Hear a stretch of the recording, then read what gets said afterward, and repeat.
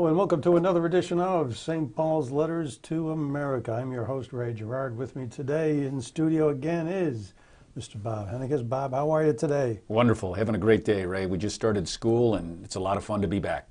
You started school, so you're studying, you've got lots to learn?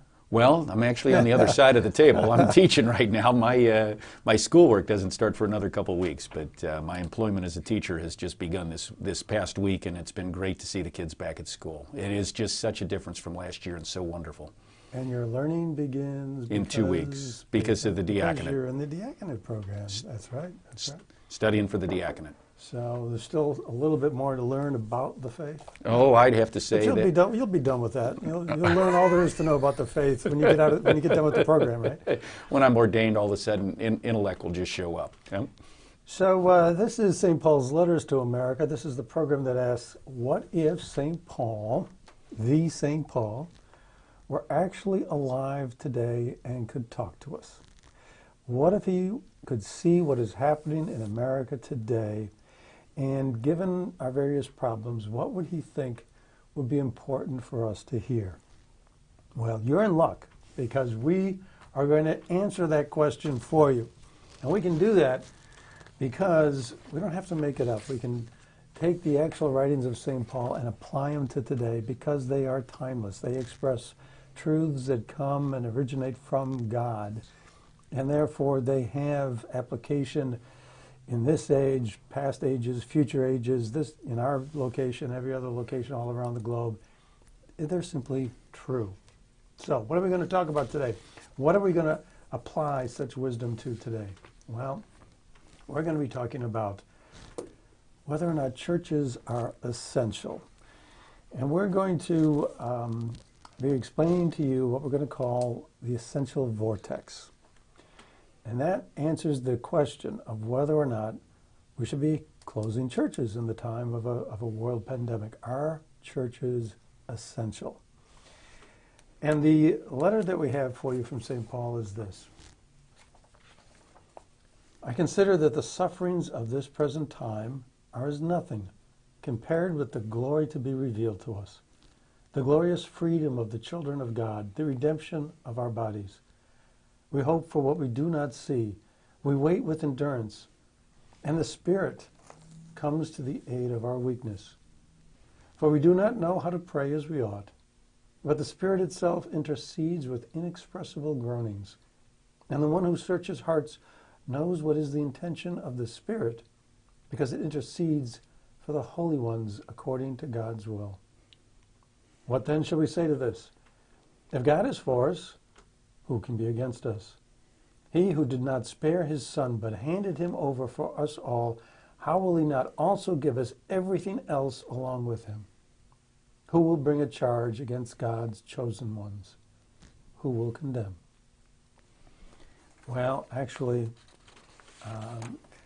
in San Francisco today, I don't know if you'd call it an outright condemnation, but there are certainly critics. Critics of the church, critics of people who would go to Mass, critics of people who would want to go to Mass in groups larger than 12 in an outdoor setting. Right now in San Francisco, all indoor Masses are prohibited. They're just simply not allowed.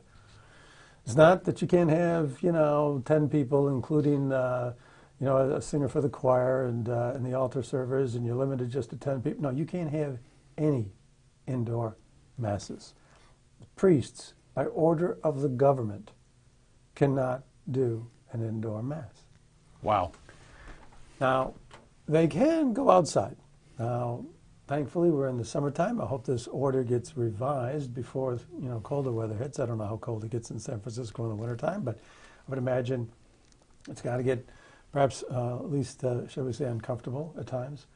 But while you can now, in the summertime, thankfully, have an outdoor Mass, you're limited to 12 people. Wow. I mean, that's great, Bob. Just throw a wow in every once in a while. You bet. That's the idea. That's you the keep limit. going, Ray. That's the limit of what you do. There you go. There you go. But it's 12 people outdoors. Now, what is the rationale? Is there a rationale? Where is the scientific study? Where is the quote-unquote science that justifies 12 people outdoors. It doesn't say 12 people outdoors within a 100-foot square area. I mean, if there's science to be applied, you would certainly think that science would say, okay, well, if you're, speaking, or if you've got that 6-foot distance where you can transmit droplets in the air, something like that. Which, I mean, if a 6-foot distance is okay indoors, in like stores and things. I mean, I go to lots of stores where they have all these markings on the floor, stay 6 feet apart. And our church, Bob, that when I go to Assumption, you have the little strips of tape on the floor in the aisles when you're going up to communion for people to stay 6 feet apart. Well, if there is some, why 6? Why not 5? Why not 8? Because obviously somebody has determined that from a scientific point of view, that's how far droplets normally can transfer, such that somebody else may inhale them before they start to drop too low, or I don't know what, but exactly. But there's some reason why 6 foot is the standard for social distancing. Well, Ray, if the churches can only be 12 people in a church, or no people in a church, and only 12 outdoors, that must mean that nothing socially can happen. Because if they're doing it to the church, they've got to be doing it for everything else. I mean, they got to be shutting it down for almost everything, huh? Well, thankfully, protests, for racial inequality, or any other problem that we have nowadays. Thankfully, those protests are all limited to 12 people. I haven't seen any protests on TV with more than 12 people, have you? No, I'd have to say it's a lot more than 12 people from what I've seen. So in San Francisco, you can have a protest, and you can be tightly grouped together. You can be shouting at the top of your lungs at a policeman inches away. You can, congregate, shoulder to shoulder in these protests in groupings of 100 people. You can go to the Costco and have hundreds of people indoors in that kind of a retail setting. You can go to a liquor store. You can do all kinds of things, because those things, I guess, including protests, I guess, are deemed essential. So AT&T Park, which has 2 teams playing with 28 people, no spectators, but it has 28 on each team, and then it has all the coaches and the umpires and the camera crew and that sort of thing. That's acceptable, but we couldn't go to AT&T and hold mass.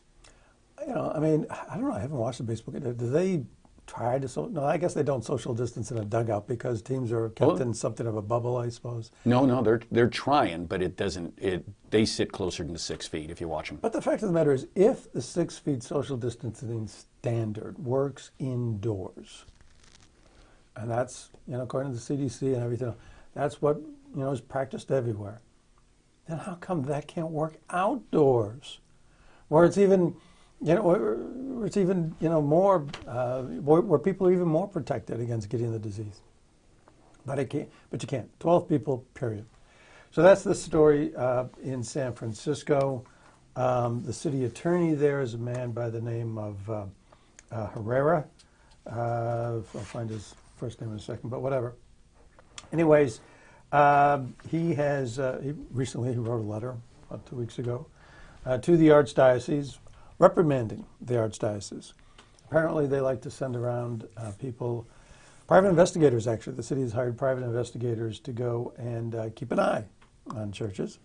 And they found some problems, and so several of these problems were noted in this letter from the city attorney, Dennis Herrera, in which he cited, among the things he cited, were one instance in the Church of the Visitation, where there were fewer than 12 participants they were doing a live stream mass. I guess this is when the indoors were still permitted. But that fewer than 12, that included the altar servers and choir members. And Herrera complained about that because what he said was that some of the people inside that church were not wearing masks. And that there was singing. Singing could, in fact, be heard, and singing could be heard in the live stream. So I have a question.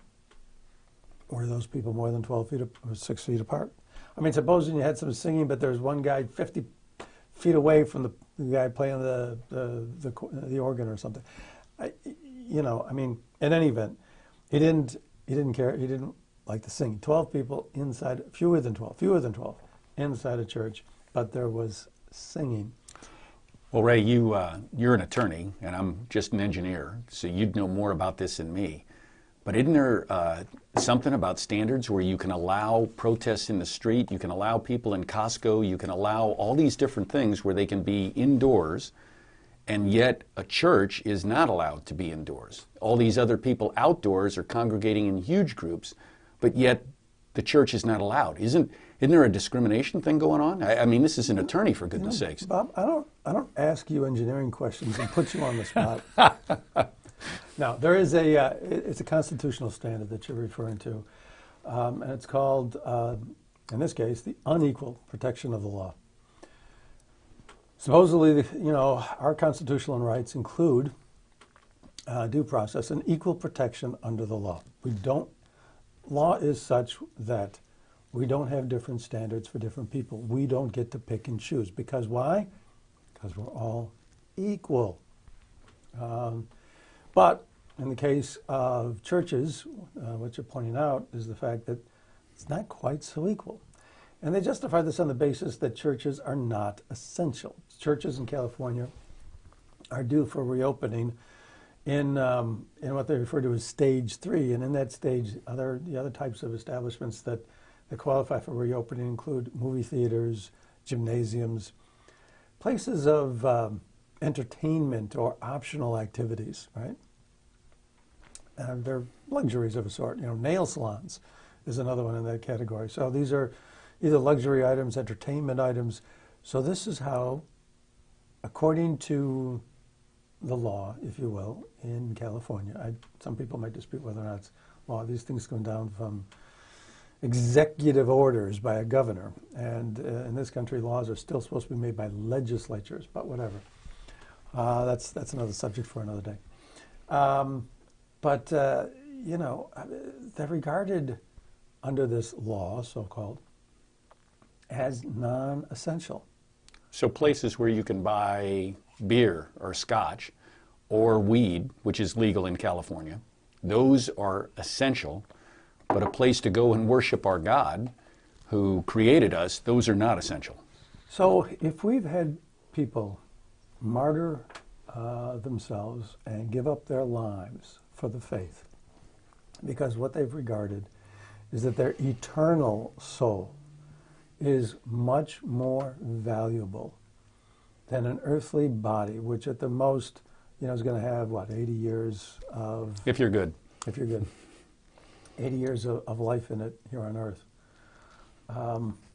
Compared to eternity, one's way more important than the other. But now we have these laws and regulations that basically say, you can't go to church. Are we, viewing things upside down? Now people would say, well, just because you can't go to church doesn't mean you're going to lose your soul. And so we'll talk about that a little bit more. But let's, before we do, we'll just get to, we wanted to get through what is happening in San Francisco. So that's part of it. This one church, hey, no masks, and there was singing. Oh, by the way, so there was this song. I was driving in the car today, and I heard a song come on, and it was sung by Marianne Faithfull, her name was, and a song from the '60s, "As Tears Go By." It was actually written by Keith Richards and Mick Jagger, and the Stones actually did a version of it as well. But before they did their version, they wrote the song but gave it to this woman, Marianne Faithfull, and she sung it, and it's a well-known version that I heard on the radio. But it's "As Tears Go By." As tears go by, and it's a sad song. It's about someone who is watching children play, and I guess longs for the carefree, innocent lifestyle, the fun that children enjoy. But this particular person, while they long for it, can't, share that. And they just simply have to watch as tears go by. Well, in any event, there's one line in the song that just struck me. And it's basically, I want to hear the children sing. And I'm thinking to myself, well, wouldn't God be able to say that right now? My children, I want to hear them sing in my churches. And here you've got Dennis Herrera and the authorities, the county health department, et cetera, et cetera. There shall be no singing. I mean, really? If we had an understanding, a viewpoint that did have things in the proper order, that did have your eternal soul as being so important, would we really begrudge people singing? Would we not at least say, okay, you can sing, but put up plastic shields and they have to be sanitized after service, and nobody can be within, 20 feet of somebody else who's singing? Why can't you do that? Why just come up with a draconian absolute no singing? There is a difference. There is something at play here. This is not logical to have this absolute ultimate no singing mandate instead of reasonable measures that would allow singing safely. Why? Why is this happening? Well, as you think about that, about the only way is that if I want to control somebody or something else, I make a law, make a regulation, and I will do this to them, and they have to do it, even though it's not sane, even though it's not plausible, right? There's these ultimatums that show up, and that's all it can be. It's one group of people, and a small percentage of people, those that are in power, saying, I can control you, to another group of people and tell you what to do under these circumstances. And that's okay if there's something that's going to cause a great problem. But it's not okay when you have a group of people that are not going to cause a problem. By all other regulations and by all other standards, they're doing less than anybody else would, yet they're being held back. That's got to be just, I am bigger than you, I am stronger than you, and you are going to do what I say. What you're talking about is really a lack of respect for free will. Yeah. The Catholic Church has had a doctrine known as free will for all of its existence, that basically we are creatures of God. We owe our lives to God. God doesn't even require that we love him. God doesn't even mandate that we believe in him. He gives us the choice. And that's what gives our lives meaning and purpose, if we exercise that choice to love him, even though we don't have to. That's the only thing we can give him. He needs nothing from us. So, but in any event, what you're talking about then is this lack of respect for free will. And it's interesting. I don't want to pick on Mr. Herrera, but it is, I think, useful to understand the context of these things. We have government leaders exercising authorities in certain ways, and they give explanations for them, but we really need to understand whether or not those reasons that are given are legitimate, and how these things may be affecting us in ways that we otherwise might not notice. And we can only do that if we understand the context of where these things are coming from, and we have to understand the people that are creating them in order to try to make these calculations. So Mr. Herrera, I saw one article on the internet that he wrote in 2015 where he's defending legal protections for same-sex marriages. And he claims that he proclaims that he's Catholic. And he also says in this article that he doesn't share a number of the conservative ideas of the Catholic Church. But nevertheless, he's Catholic. So he, obviously there are parts of the Catholic faith that apparently he values and holds dear, and other parts he disagrees with, not unlike many Catholics today. I myself think there's an issue with that. There's an element of hubris in that, and a certain lack of humility in that. But nevertheless, our function here is not to be judging Mr. Herrera. But it's interesting that he claims to be Catholic but doesn't share these so-called liberal ideas. Well, I mean, he doesn't share the so-called conservative ideas of the church. Well, maybe some of those conservative ideas include free will. You know, if you're liberal in this country today, what that can often mean is that you believe in socialist ideas. The candidate in the Democratic Party who gained the second highest number of delegates for the nomination for the presidency this year is a self-avowed socialist. Well, what is socialism? We've talked about this before. Socialism involves the elevation of the state above all else. At its core, at its base, that's what it involves. There's a book I like to quote by Igor Shafarevich. Lived under the communists in the Soviet Union, did a study of socialist ideas over millennia, literally millennia, found a lot of common traits. And while socialism has been around as long as people have been around in various forms, you know, two elements occur among all others. Two elements always occur. It's an attack on the family, an attack on property. And those attacks are because those are the common features. And why? Because the state has to regulate these. The state has the right to regulate your family. The state has the right to regulate whether or not you get to have anything at all in this world or not. It's the elevation of the state. And a belief in God, a faith in God, a willingness to offer everything in your life or to offer your life itself for God is simply incompatible with that. If, you know, that's why what was that union in Gdansk, Poland, led by Lech Walesa before the fall of the Iron Curtain. But they, you know... It was a shipbuilders union or something, wasn't it? I can't remember the name. Maybe it'll pop in later. But yeah, it's very, very, very important. But they took strength from the fact that from the first time ever, the Pope was Polish. He inspired them. There was a resurgence of faith.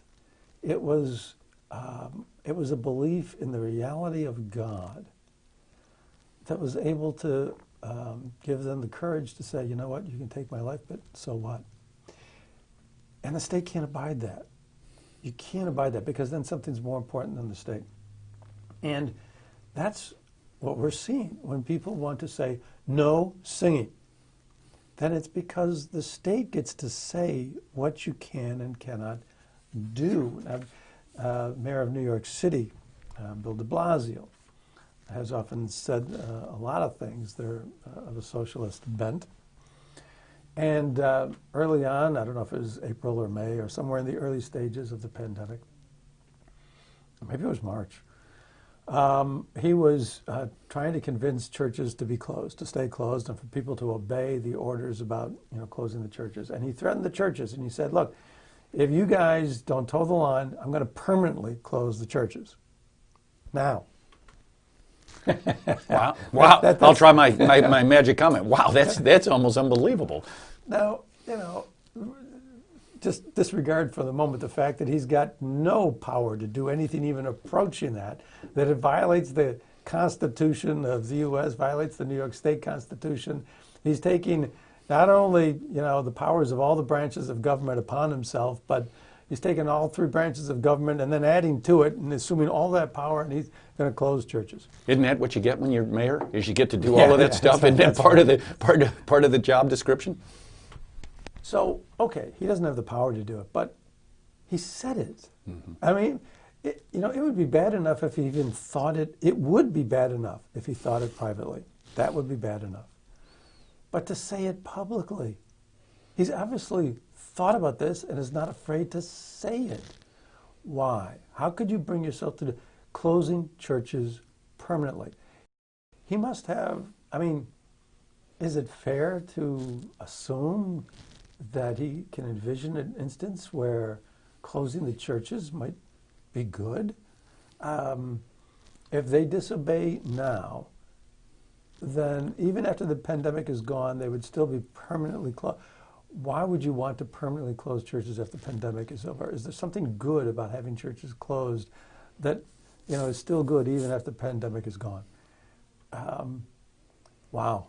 So there are, and of course, churches are being attacked, statues are being attacked. There are a lot of people that they have problems with religion.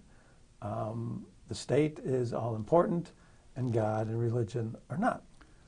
Well, obviously, that somebody that not only thinks it but then says it is doing nothing but threatening, right? You can't possibly, each one of us as a parent has experienced that thing where you're just so frustrated with your child's behavior, and you certainly aren't going to hurt the child in any way, and so you think your best alternative is to say something ridiculously stupid and over the top to catch your child's attention, right? That's obviously what he's doing. You think so? He can't possibly believe that. Or he does. Or, I don't know, have you heard of a guy named Freud? Oh, yeah.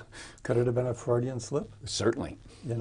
I mean, I don't know. Yeah. But you have Wow. a mayor of the largest city in this country publicly threatening to close churches permanently. Unbelievable. Anyways, so we can speculate and hint and guess around why people believe as they do and what, but the fact is, that's how do we ourselves want to think about this? Is church essential? Forget what other people say, what other people think. What should we think? Is church essential?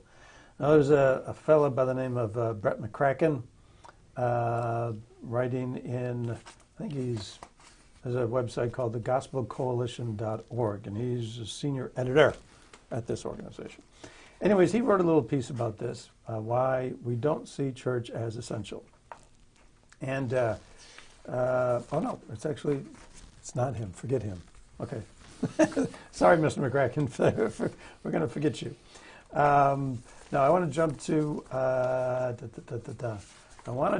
fellow by the name of Matthew Schmitz, writing on a website called firstthings.com. And he's a senior editor there. And what he talked about was the fact that,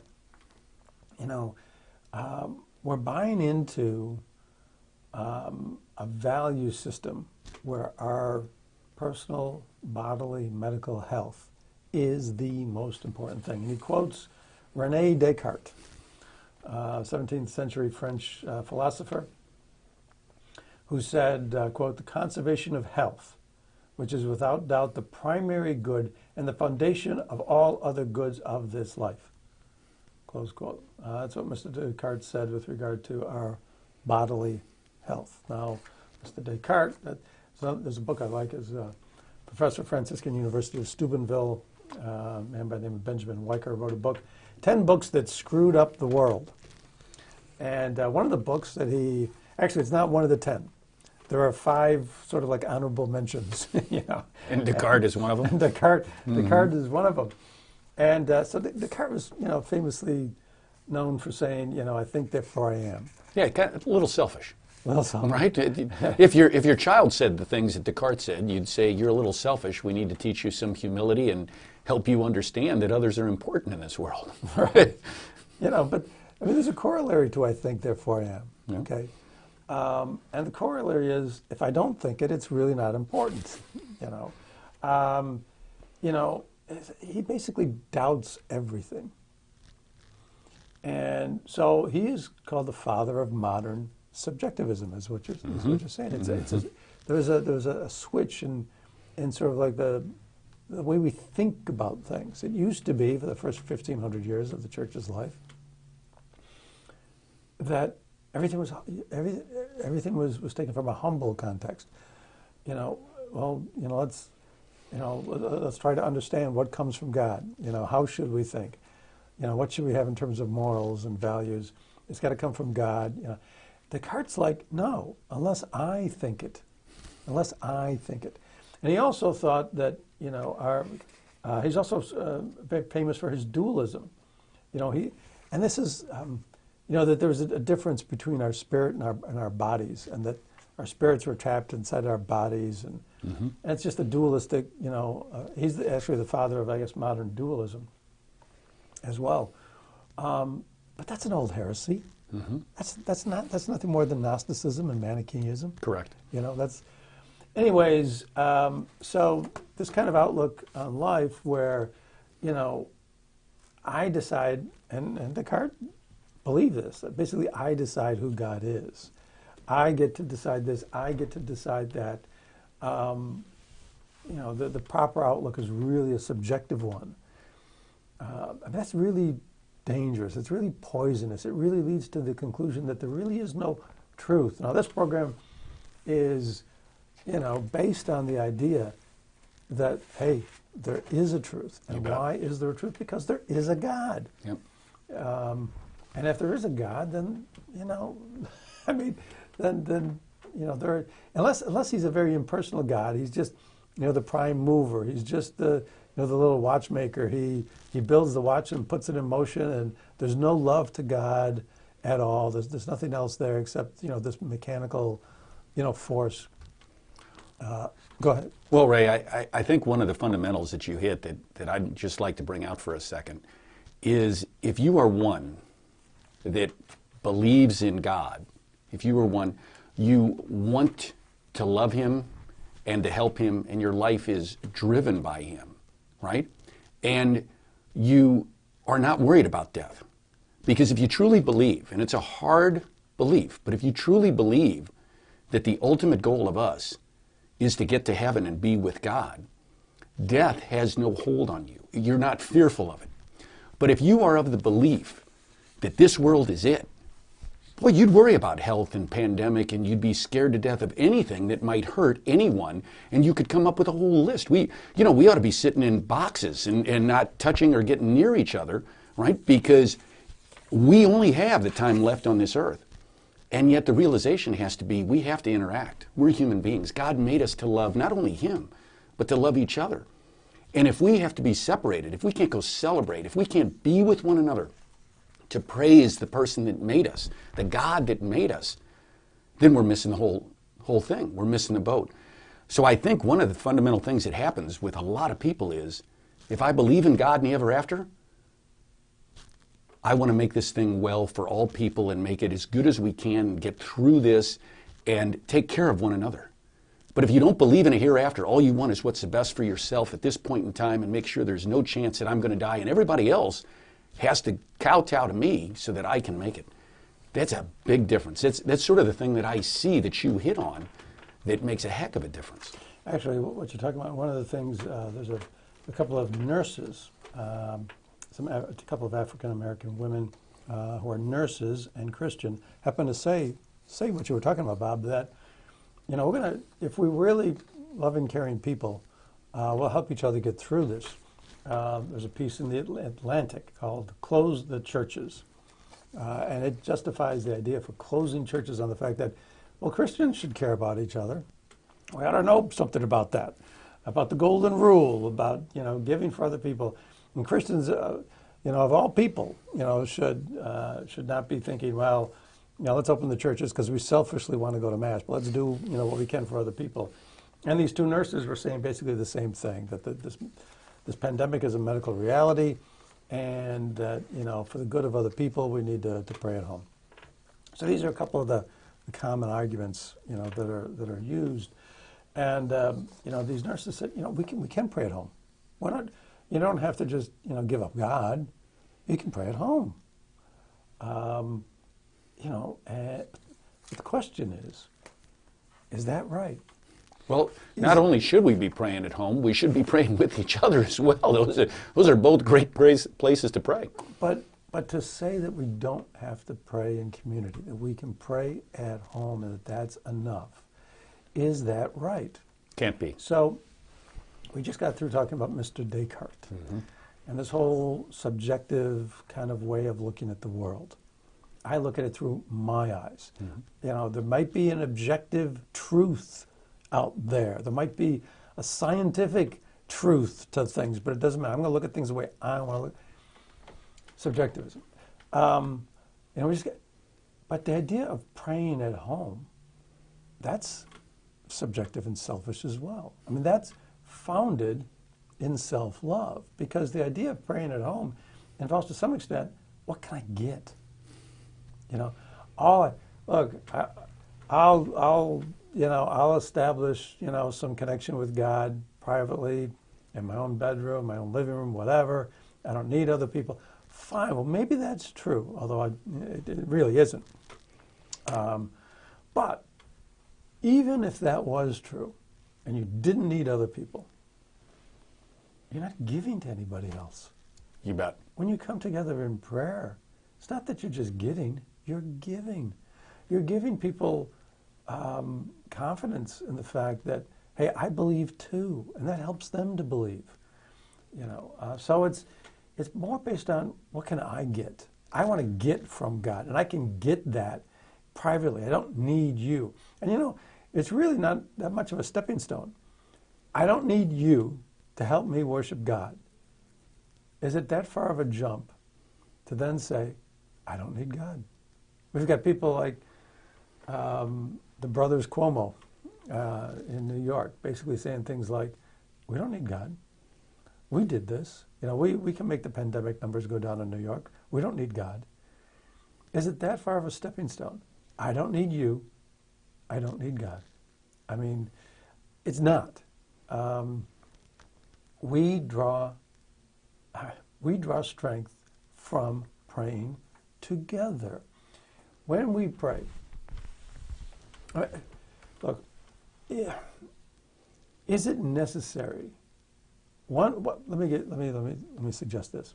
One reason why church is essential is this: we need help praying. Part of the quote we have from St. Paul is, we need help praying. We don't know how to pray as we ought. Well, we can draw strength from other people in praying. And if we don't have to go to Mass every Sunday, will we? Will we spend 45 minutes, an hour in private prayer on a Sunday morning when we don't have to? Or will we wander a little bit? I know, heck, even during prayer, my mind wanders. I don't stay focused on Him and offering things to Him or asking Him what He wants me to do. My thoughts wander all the time, thinking about things the way I want to think of them. Well, heck, if that happens during prayer, how about, if you're not praying, how much can you wander then? So do we need to have churches? Do we need to come together to pray? Yeah, if just for 1 hour a week, we can not wander. St. Paul, who is basically the author of this show, right? He made some statements in his writings that I think are absolutely beautiful, and he likened each of us to a part of the body. He basically said that each one of us brings different skills and talents to the party, and that none of us have the great capability to do all of it. So if you make a statement that we don't need to come together as a community, that would be almost as if someone that was a leg said, I don't need the arms, I don't need the heart, I don't need the brain, I'm good enough to live on my own.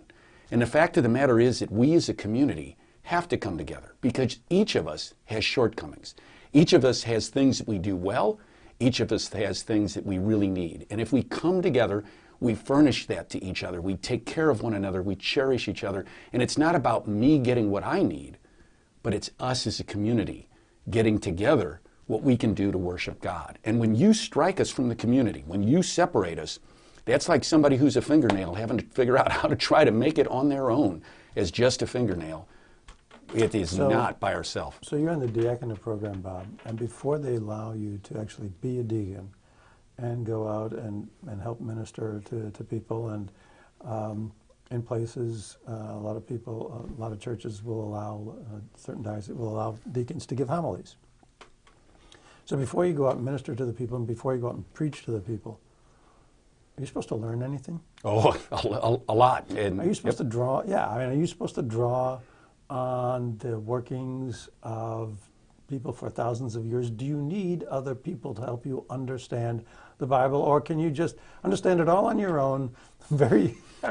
No, we need other people. But let me add to that even more. We need God. Yeah.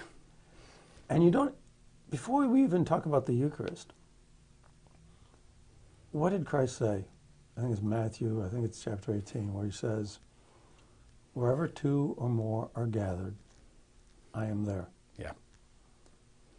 If you're alone, praying in your room. I mean, he didn't say, whenever you pray to the Heavenly Father, I'll be there with you. He didn't say that.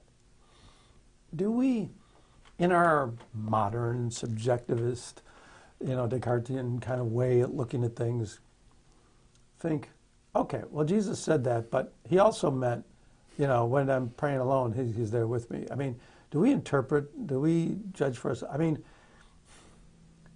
Jesus is always with us. He always cares. He always loves. But he wanted to make a point that there's something different when two or more are gathered together in prayer. He thought it was important. Christ thought it was important. The county health department in San Francisco says different. Okay, fine. I mean, now, so God is there. God is there. And that's even before you even get to the Eucharist. And we could spend a lot of time on the Eucharist. But let me add another element in here. A few minutes ago, we talked about this idea that, when people come together in prayer, they gain confidence in the fact that other people agree with them. Other people believe. Other people believe. As a matter of fact, one of the best ways to evangelize, I don't know how many people have always said it, the best way to evangelize is by just simply how you act. When St. Francis of Assisi famously said, preach always, and if you have to, use words. You preach by what you do.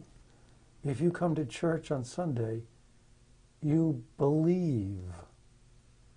And you tell other people you believe. And other people tell you they believe. And together you're stronger on account of it.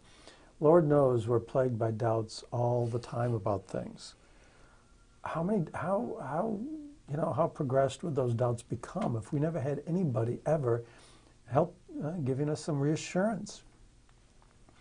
We draw strength from that. And when we draw strength, when we draw confidence from the fact that other people agree with us, when we feel that a little deeper because other people agree with us, if we see somebody else, kneeling to receive the Eucharist perhaps, or what have you, we see somebody else maybe kneeling in prayer before the Mass begins, whatever, we draw something from that. You were talking about are parts of one body. That's how it works. We draw something from these other people. And so then what happens? Then our prayers get a little more fervent, a little deeper. When you believe, your prayers are more powerful. What did Jesus say about, if you have faith, you can move a mountain. If you pray with no faith, okay, that's good, but boy, it just has nowhere near the magnitude of when you pray with faith. So that obviously helps. Well, let me ask you. Let's get to this idea of the vortex. I'd love to talk about the Eucharist for hours, but let me just say this. In preparation for this program, I spent an hour in adoration. And something that I hadn't thought of before came to me, which is not unusual. A lot of things come to me in adoration that don't come to me elsewhere. And one of them was this. Imagine an arrow going up and an arrow going down. Or maybe put it this way. How about an arrow going left to right and one going right to left? Just two arrows. One going one direction and one going back in the direction from which, the first one came. What does that entail?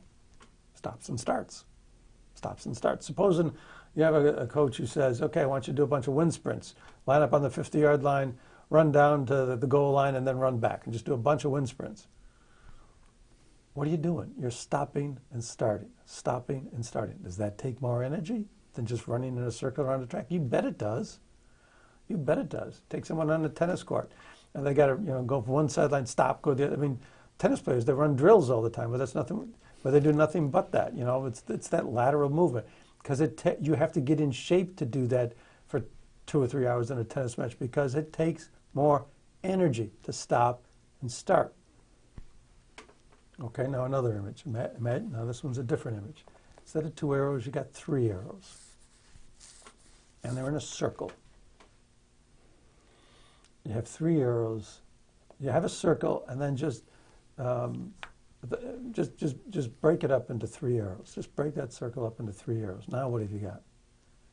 You've got constant motion. You've got a flow. It's really a mirror of the Trinity, is it not?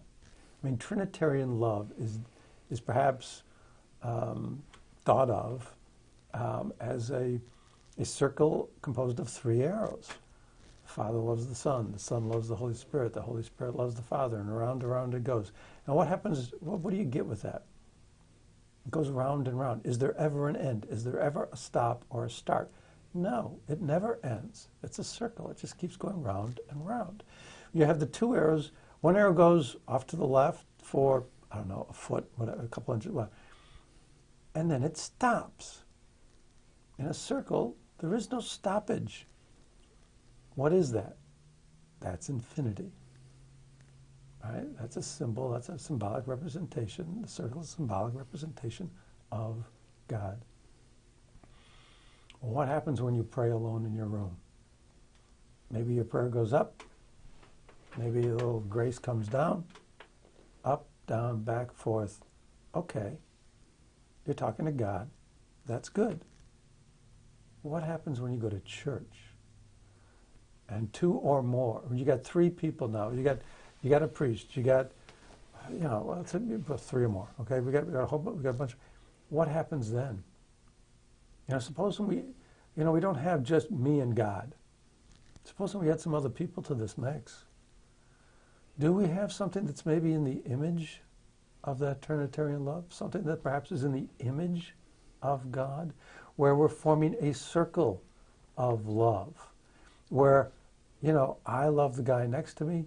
Together we love God. He loves us in return. That goes round and round. That's a different story. And what can happen with that? How about like a vortex in the ocean or something? You get sucked in. I mean, or you take a hurricane that spins around the eye of the hurricane.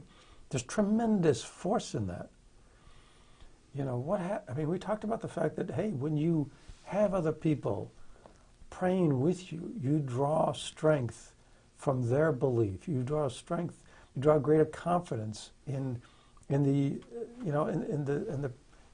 justness of worshiping God. And then your prayers get a little bit more fervent, get a little stronger. The vortex begins. You have a circular kind of a love that never stops, and it just gets stronger and stronger. I call that the essential vortex. It is essential to go to church. It is essential for 2 or more to gather and pray to God in a church, in an open church building. It is right. It is just. It's offering to God. I mean, it is so convenient just to, pray when we want. I'm at home. Okay, well, I'll think about God and I'll pray to Him. When you go to church, you've got to get dressed, you've got to get in the car, you've got to do this, you've got to do that. It's more than just a passing thought. There's a little effort that's involved. That's right and just. It's the minimum of what He is due. We owe everything to Him. It's the minimum of what He is due. And now we have government authorities who say that going to church is not essential. And all of this is even before we even begin to talk about the Eucharist. Not essential to go visit the real presence in the tabernacle, God Himself still on earth. Oh boy. There was a period of time, roughly 2,000 years ago, when a group of people were told not to get together to worship God. And they hid and quietly went out and went into places and worshiped together. When I lived in China, you couldn't worship together unless you had government approval, and there were rules and regulations what you had to do. You were, in essence, told what to do. Yet people are getting together quietly in people's living rooms to get together and pray. Governments have always had some sort of reason to stop church from going on, and yet people that truly believe have always figured out some way to truly get together, to take care of one another, and to love our Father, His Son, and the Holy Spirit with all our heart and soul, because that is what's right. People have been doing this throughout history, and now is a great time for us to continue to figure out how to do this and take care of one another, love one another, and be in church together. It's got to be the only answer. Well, this is a serious topic. This is a serious topic because it involves nothing less than how we think about the church as a society. You may say church is absolutely essential for the well-being, for our well-being, because we can wander, we can stray from God. We can wander, we can stray from the truths of the morals and values that come from God. And we need to gather together in prayer to keep us on the right track. You can talk about the Eucharist, you can talk about so many different, you can talk about it's just and right to give praise to God. You can say that it's so essential to go to church, but for right now, just to keep other people safe, we're going to limit it or we're going to practice these kind of precautions. But we're not doing that. We're not saying church is essential. And then that will shape how we think about whether God is essential. This is hugely important. It's how we think about things. And the danger in this is our ways of thinking can change without us even noticing. They can slip in like in the dark of night, and before we even know it, we've gone down the road farther than we think. It's a very slippery slope. Church is essential. It's essential for so many reasons, and one of them is because there's an essential vortex of praying to God, having God there to give us strength, drawing strength from other people who form parts of the body of Christ. It's essential for us to remain strong in our faith, and to be connected with God, who is the source of our salvation for eternity, not just our physical health for the few years we're on this earth.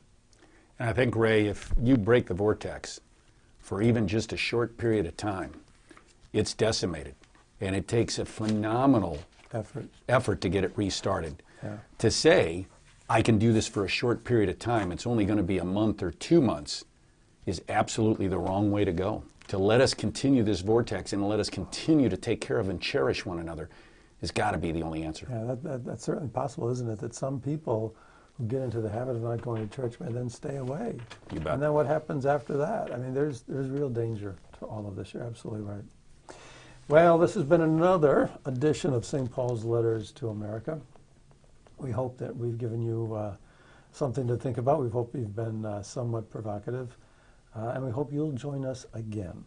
And until you do, on behalf of me and my co-host, Bob, may God's choicest blessings be with all of you. Amen.